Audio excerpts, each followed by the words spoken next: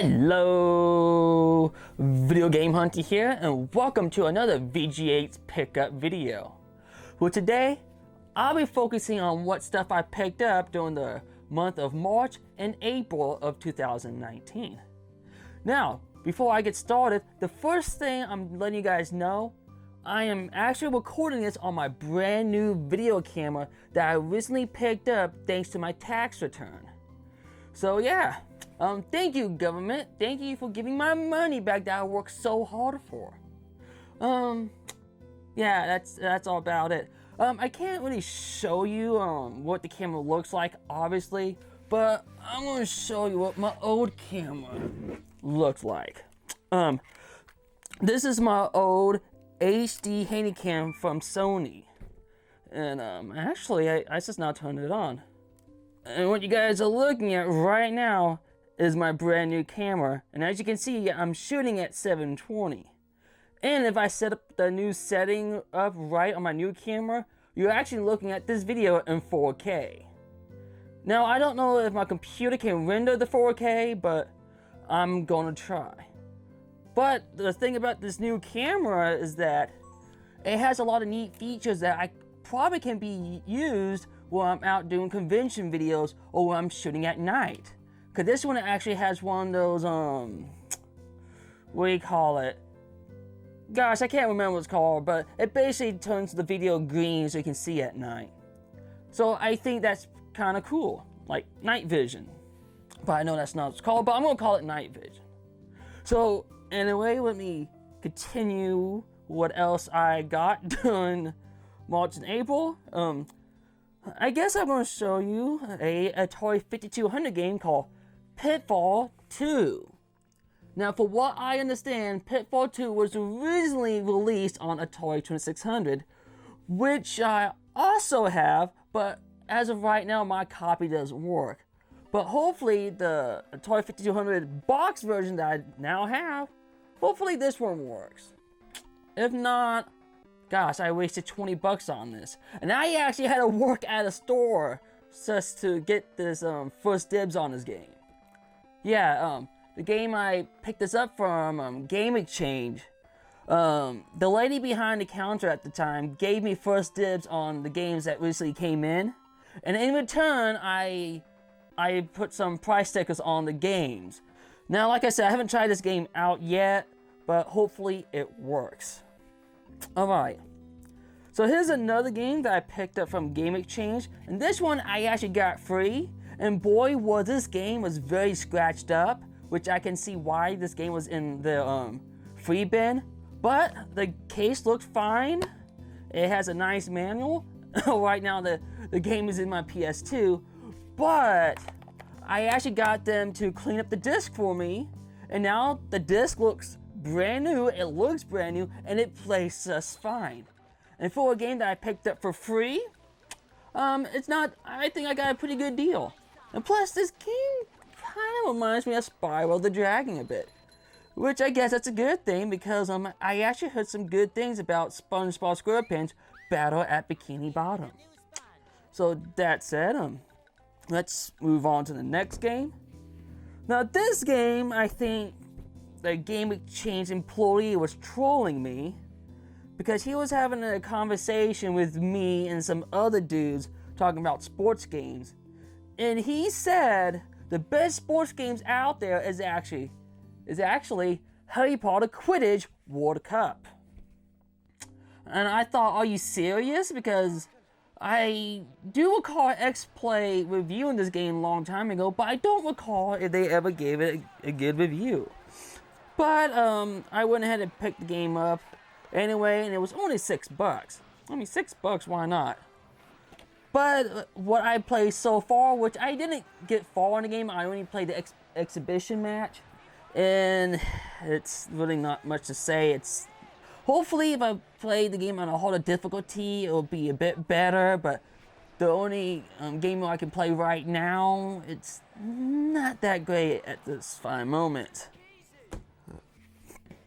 Alright, so I actually picked this game up at Best Buy because it was actually cheaper at Amazon, but Best Buy has this program where if you match the price somewhere else that's cheaper, they'll sell you for that price. And that's what I did. So I actually got Spyro Reignited Trilogy for 30 bucks. Now, I don't really have much of a history with Spyro the Dragon, except for maybe Ripto's Rage. And the old Ripto's Rage that came out on the PS1 a long time ago. My grandma actually got me that game. And I remember my first reaction was, oh, thanks grandma, but that game turned out to be amazing. So I can't wait to go and replay the remaster version of Ripto's Rage, but first I gotta beat the first game, which is Spyro the Dragon. If you haven't played Spyro the Dragon yet, go pick up this Reignite Trilogy. Alright, another game that I picked up from Game Exchange, I've been wanting to get this game since day one, but the problem was I couldn't afford this game, so I waited, which I think is kind of good, because I was told it's good, but it's not as good as the first two, and that is Shadow of the Tomb Raider, and I got this game on the Xbox One. Now, what's cool is I got this at a really good price, again at Game Exchange. At GameStop, they're still selling like a used copy for 50 bucks, but when I was at Game Exchange, they're like, yeah, we like to compete against GameStop prices, so 25 bucks. I'm like, sweet. Now again, I haven't even bothered playing this game yet, but hopefully when I finish Senntenial Kagura, I'll get to this game next. The next game I'm going to show you guys is a game I did in fact picked up at GameStop, which has been forever since I picked up a game at GameStop. And the only reason I picked this one up because it was actually I wouldn't say heavily discounted, but it wasn't going for 50 bucks like it usually does. But I actually got Essen Heroines Tag Team Frenzy. Again, this is one of those games that I wanted to pick up at first, but I really didn't hear that great things about that game. I think I heard about 1 or 2 people saying they did like the game, but after playing it a little bit while I was at work, yeah, I think the fighting is too simple in my opinion. It's nothing like the past SNK games I played. I can't really name any of them at this fine moment, but I do own some Sega Saturn games that were made by SNK, and boy, they were fantastic. But SNK Heroines, I think they focus too much on the fan service and not really focus on the fighting gameplay mechanics, in my opinion. Alright, so I guess I'll show off some more Switch games. Now, these 2 games came from limited runs, and that is Shantae, the Pirate's Curse Collector's Edition. Now, I don't know if I'm going to be playing this version because I actually already own this copy on the PS4, but the fact is that this was coming with a music CD and a fake, that's right, a fake reproduction, which the game does not work, but it's a fake Game Boy Color version of the original Shantae, the Pirate's Curse. Someday I'm going to own the actual physical copy of the Pirate's Curse for the Game Boy Color, but as of right now, I can't really afford it because I need to save my money for my Japan trip. Damn. If you haven't played Shantae, I actually do recommend that one. Alright, another game. I've been waiting for this game to get a physical copy like forever. I think I played this game about a year or 2 ago after watching the CEO of the Console Explosion playing it on Twitch. That is Kaztech. He is the CEO, and I saw him playing Dust in Elysian Tale. I don't know that's how you pronounce the name. But I actually got my copy, which was digital, from Steam. And man, this game was fantastic. It's a great hack and slash game. I love the characters. I love the character designs. And this game was perfect for Furry Friday. Matter of fact, it was thanks to this game I actually got my very first fan art, which is downright amazing. And I'll show you a clip, no, not a clip, I'll show you a quick picture of my fan art, and I'll leave a link down below of the artist who drew me that. And again, thank you so much for the fan art. And again, please check out Dust.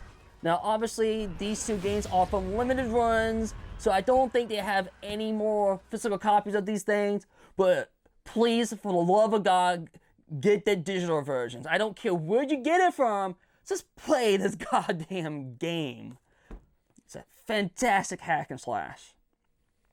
Alright, so the next two games are actually homebrew games. The first one I'm going to show you is that when I backed up this game back on, I think it was around last year, I put enough money down that I would get 2 different copies of this game.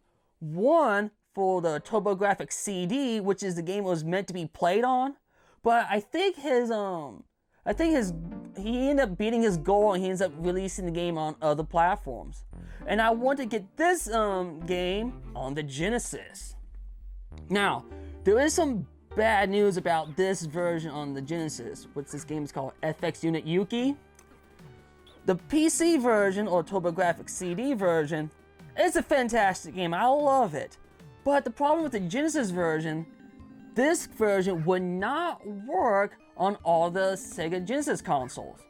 And I read on his post on Discord saying, this will work on the newer Genesis. I think it's called like the Mega something. I'll put a picture right here, the new Genesis console that came out.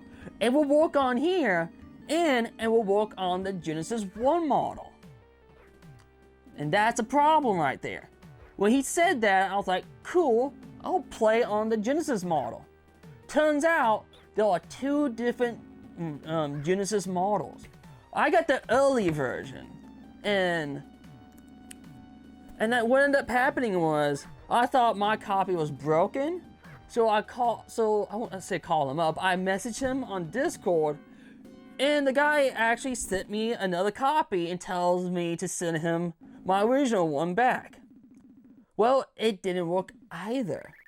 So the only option I had left was, okay, I don't want to contact him again. There has to be a reason why it's not working on my Genesis 1 model. So I end up asking my little brother, can you please let me borrow your Genesis model? And guess what? The game works now.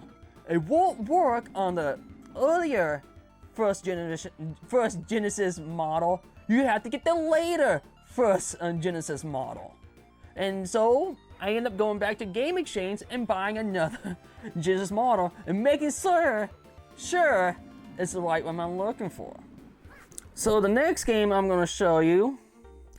Okay, you guys may have known, for those who subscribe to me, I do a stream every single Friday for Furry Friday. Matter of fact, I think I mentioned it earlier in this video where I streamed Dust for the first time. But somebody stopped by and actually gave me a list of furry games I should check out. And one of them was actually Tanglewood Woods. And I never heard of this game before. And that is actually because this is a homebrew game that recently came out. And it came out, I think, in the UK or some other country. So the guy did a Kickstarter and it succeeded.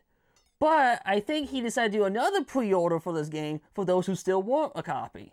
Well, lucky for me, I decided, hey, I want a copy too, because the guy who told me to give this game a try, he told me play on Genesis, not the PC version. So I'm like, okay.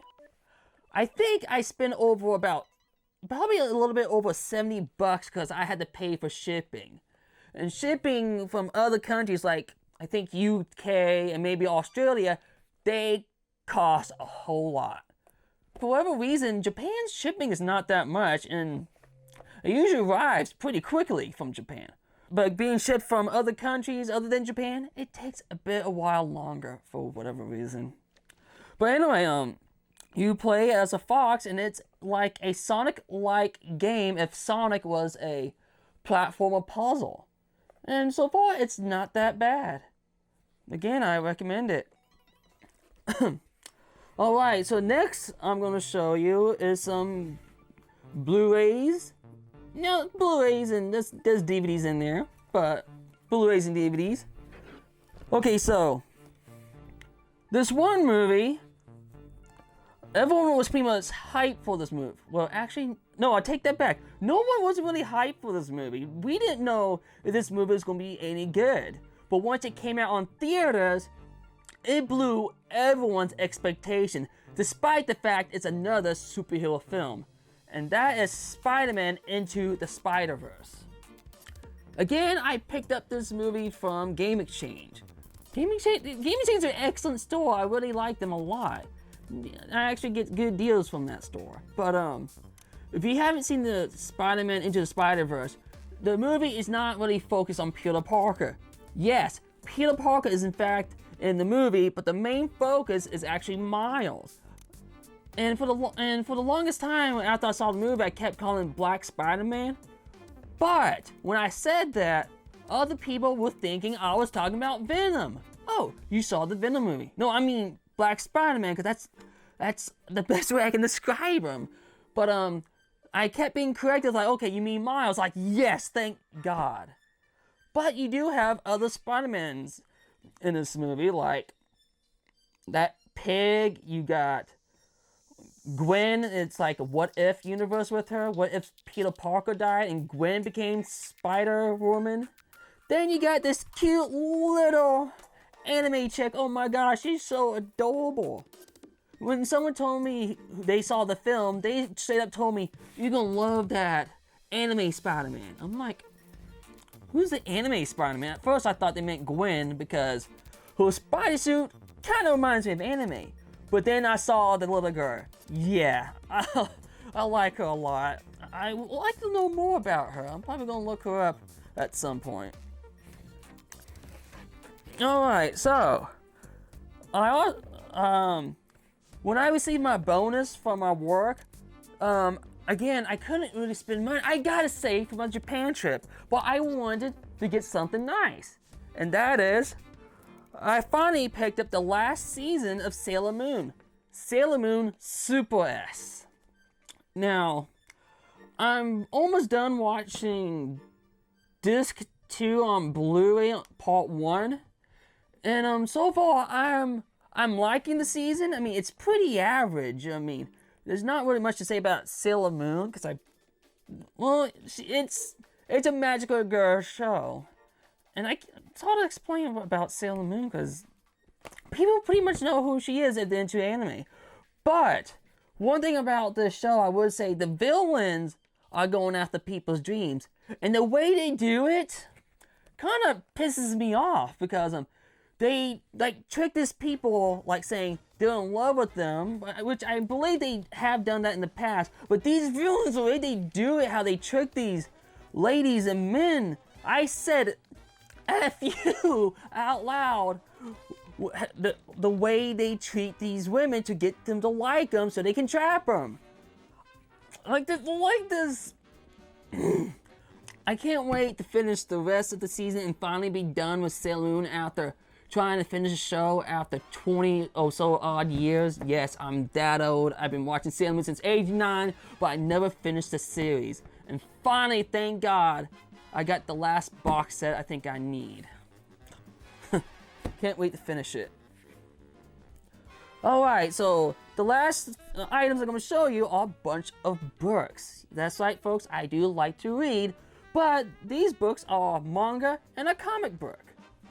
Now, the first comic book I'm going to show you guys is, I think this is a limited time only comic book, and that's the sole reason why I bought it, because it was limited time only. I'm like, fuck, what if I want this book later, and I got to pay extra money just to get off of eBay? So I was like, screw it, I'll buy a copy. And I don't recall how much I paid for it, but I went ahead and get it right away, and that is called Bigfoot Bill, Shadow of the Mountain. Now, I haven't read the books just yet, but this book was made by the same person who's famous for making Earthworm Jim for the Sega Genesis. So, which I think you can I think you can pretty much tell it's by the same artist. He even signed it too. Is it Ted? No, it's Doug. Doug Tenipple. There you go. Yes. Yep, Doug Tenipple wrote this, and I think he drew it too. Yeah. And you can clearly tell it is the same guy who did Earthworm Jim. Let's see. So let's look at that head right there. Yes, it looks fantastic.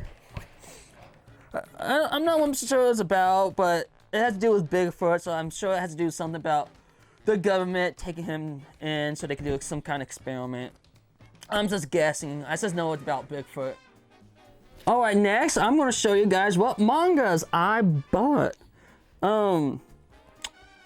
Now, I bought The Devil's Part-Timer Volume 13. Now, Volume 13, this is actually now a continuation from where the anime left off. Now, I'm not 100% sure if the manga is being adapted from the novel now, because you know, the anime is based off the novel, and the manga is actually based off the anime. Now, I don't know if like I said, the manga is now being based off the novel, but I do know this is a continuation after the anime was over. And at this fine moment, the devil and his companions are now working at the farm for this chick right here. Yeah, at this time I can't remember the names, but they're also dealing with some trouble because some people is stealing from this chick's family member's land. And not only that, later in the manga, the devil finds an abandoned cat out in the rain, and he ends up taking care of that cat. It makes you question, is this a devil, or is he secretly an angel? No, I'm joking. That's right, now he is absolutely a devil. Now the thing about me and manga, I'm so caught up with the Devil's Part-Timer, is that now I have to wait months out of months to wait for the next volume to come out. So what I did was, I didn't want to buy just one book and pay for the shipping. I want to buy as many manga as possible so I can get at least up to $50 and make it the shipping free. So I end up doing like, you know what, I kind of like Monster Musume, and it sucks they don't have a season 2 right now, or if they ever get one. So I decided, hey, let's buy up the mangas. So I actually bought, well, I didn't buy all these at once, I actually bought these separately. I bought like 5 on the first paycheck, and I bought like 7 in the next one. And right now I'm at volume 10. Now for those who don't know what Monster Musume is, basically it's about monsters trying to adapt to the human society. But to do this, they had to follow this new law. And the law is, yes, you can live amongst humans, but you have to live with the human and they have to be your guardian. Now, that sounds like a neat book, but fair warning, it's actually a series basically based on fan service. So lots and lots of nudity. But I will say this, even though it is basically a fan service manga, or if you've seen the anime, fan service anime, I actually, even though she comes in a bit later, my favorite monster right now is actually a Duohan. Of course, even when she finally appears, she doesn't really get that much attention, but the last chapter that I read, where she's at a hospital trying to save this little girl from dying, oh my gosh, I fucking love her. Even though she kind of saves her, but let's just say, she saves her, but not in a saving way. Like, she still dies, but she's alive. But I can't really tell you why. You have to read the manga and find out how she saved her, but she really didn't, but she's alive.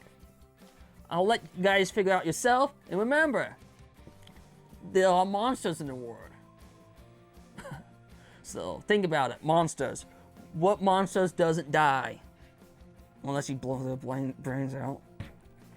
So anyway, I don't know how well I did in this pickup video. I kind of got interrupted a couple times of people going in and out of the house. But hopefully I explained things well, and I hope you guys get some kind of interest out of these games that makes you want to pick them up too. But that said, thank you so much for stopping by. I'll try to do more pickup videos. It seems like there's some interest of people in me doing these types of things, so I'll try to do more. So that said, again, thank you so much for everyone stopping by. This is the Video Game Hunter, and until next time, goodbye.